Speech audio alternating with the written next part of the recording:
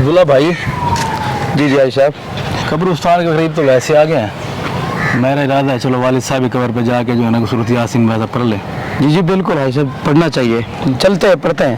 اعوذ باللہ من الشیطان الرجیم، بسم اللہ الرحمن الرحیم، یاسین والقرآن الحکیم انک لمن المرسلین۔ یہ عبداللہ بھائی اور حاجی صاحب قبرستان میں کیا پڑھ رہے ہیں؟ ان سے جا کے پوچھتا ہوں۔ سبحان الذی بیدہ ملکوت کل شیء والیہ ترجعون۔ السلام علیکم ورحمۃ اللہ وبرکاتہ۔ وعلیکم السلام ورحمۃ اللہ وبرکاتہ۔ عبداللہ بھائی میں نے دیکھا ہے کہ آپ یہاں پہ آ کے قرآن پڑھ رہے تھے اور سورۃ یاسین پڑھ رہے تھے۔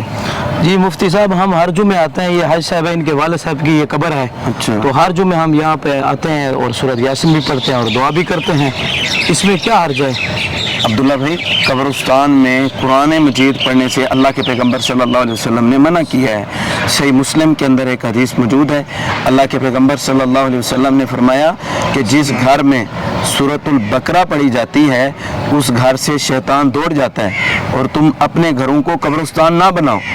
تو مطلب کیا ہے کہ قبرستان میں قرآن نہیں پڑھا جاتا، گھروں میں قرآن پڑھا جاتا ہے، اور تم گھروں میں سورۃ البقرہ کی تلاوت کیا کرو، اور آپ قبرستان میں تلاوت کر رہے ہیں، تو یہ تلاوت کرنا قبرستان کے اندر ناجائز ہے۔